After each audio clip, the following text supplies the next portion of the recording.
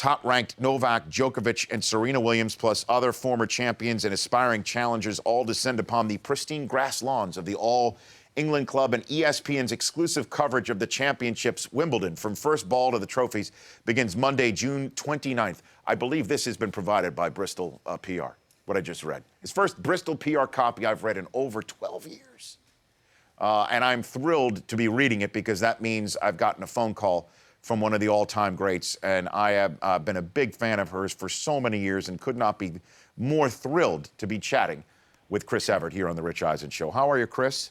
Oh, thank you. No, I'm very happy to be chatting with you, too. You are most welcome. Thank you for calling in over there from Wimbledon. I guess where all eyes are on Serena this week. What do you think about what she has become in the world of tennis, not just women's tennis, Chris? Oh, she keeps surprising me year after year after year. It's amazing that she's been able to sustain such a high level. She doesn't have a rival. She doesn't have a rival. That's the thing that stands out with me is every other great champion, from Martina to Steffi to Monica to myself to Margaret Court, Billie Jean, we all had rivals. And there's no one that beats her more than 2 or 3 times, or even once or twice. So I just am amazed at how she can really continue to get psyched up and continue to get motivated for these big matches. She's going to be 34 this summer. So that's pretty long for tennis in tennis terms. So what can stop her, essentially, Chris? Just herself, I guess? Yeah, I think right now she's at such a high level that it's all about incentive and all about getting psyched up, day in and day out for her, and that's what makes the Grand Slams a little bit harder because it's over a 2-week period, and we've seen her, like last year, she had a bad day. We've seen her have bad days where she's very beatable. Because when she's bad, she's really bad. But when she's great, she is the best. So it's herself, really, and it's staying healthy, no injuries. And the thing is, nobody's come along with a big serve. That's the thing that I see when people say, well, what does a player have to do against Serena? Serena holds serve. She has the best serve ever in women's tennis. Last year, she had 25 aces in one match. And there's not one player at the top that can hold serve and that has as big a serve that can challenge Serena. So until somebody gets a big serve, I don't think it's going to happen.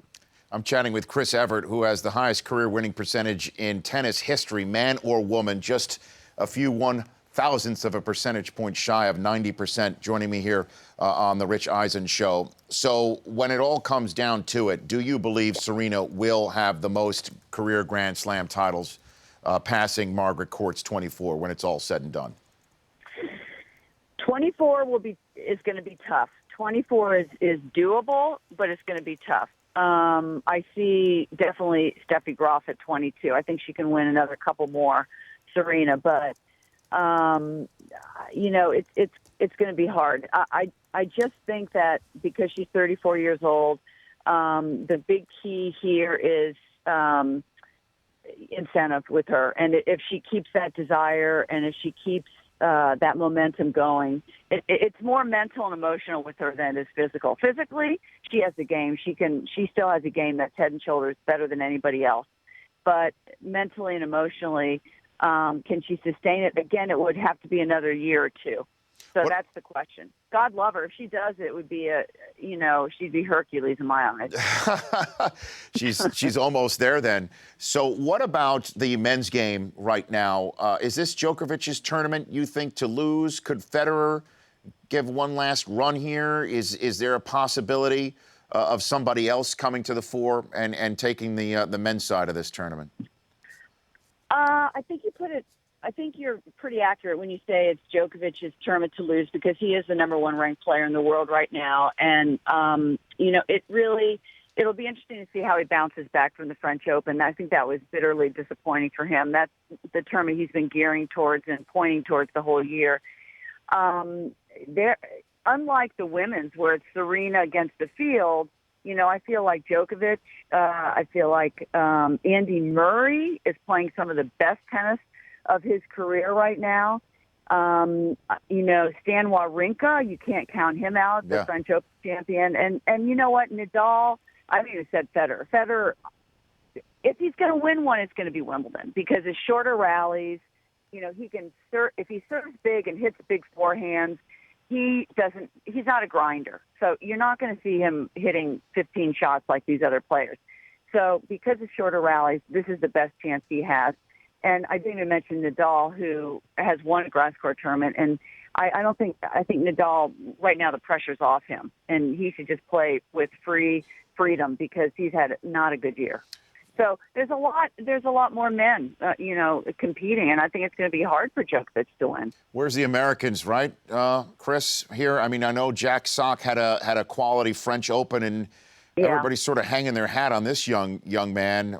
Is he the future for United States men's tennis? Yeah, he's definitely the future. I mean, Isner's playing some of the best tennis also. I mean, with that serve, if he can hold serve, he's, when he loses, it's interesting with John Isner. When he loses, it's like 7-6, 7-6, because he can still hold serve better than anybody. So, this year, I think Isner has the best chance of making a deep run. Jack Sock is definitely the future.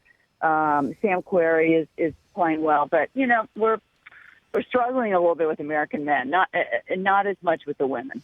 ESPN tennis analyst and three-time Wimbledon champ Chris Evert joining me here on the Rich Eisen Show. So when you stroll into the All England Club, what memories come back for you from the playing days, Chris? Frustration. Frustration, huh? Unfortunately for me, I had the greatest grass court player in Martina Navratilova in my era, and I think, if I'm not, first of all, I'm the worst of my own record and my own stats, but I think I reached the finals 10 times and was a finalist 7 of those 10 times. So my record isn't great because I had Martina, in my era, who was she won Wimbledon 9 times. That's the record with women. So, but I say frustration kiddingly. It's royalty. It's the epitome of tennis. And, I get chills every time I walk in there. I really do. That's why I love the fact that I'm commentating because I still feel like I'm a part of the Wimbledon tradition. Did you ever meet the Queen? No.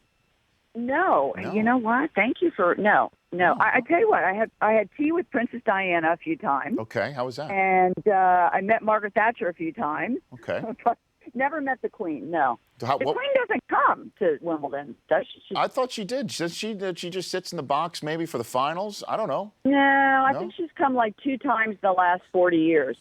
What was tea like with Lady Di? What was that with Princess Diana? Well, I had tea with Lady Di, and then I had tea with Princess Di. Right, sure. So, okay.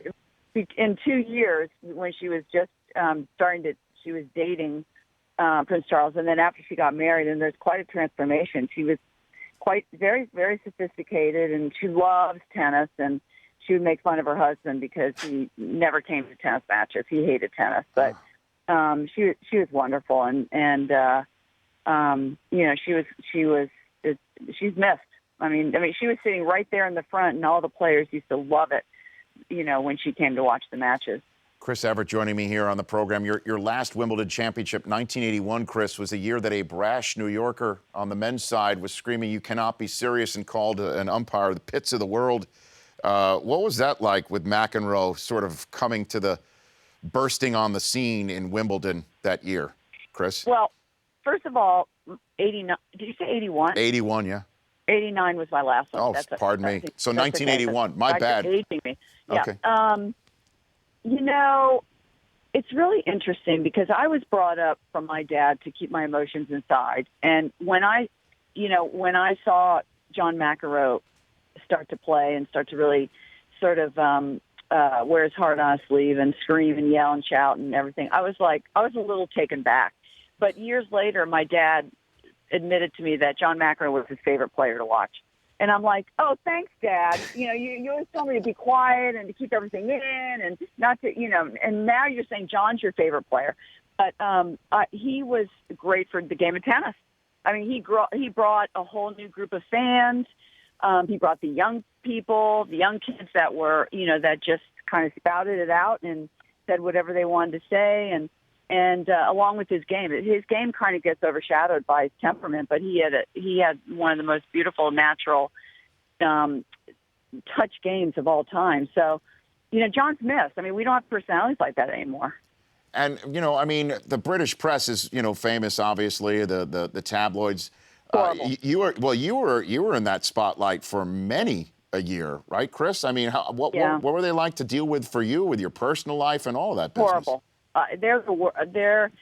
The tabloid. Now, I'm not talking about the reputable, but the tabloid press over in England was horrible. I mean, tennis players would be on the front page of every tabloid every single day during Wimbledon, and they'd always, whether it was your ruffled bloomers or whether it was, these shots that you're extended and you're showing everything, and it was all sensationalism. It was always, who you're dating, who you're married to, who you're seeing, and what's going on in your private life, and it was disturbing. And after a while, honestly, the players don't even look at the papers anymore because the papers are all in the locker rooms, and they just kind of they don't even look at them because it can be very upsetting. It's not about tennis.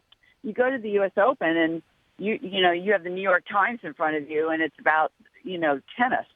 But it's hard in England. It's really hard. The tabloid, they weren't my favorite.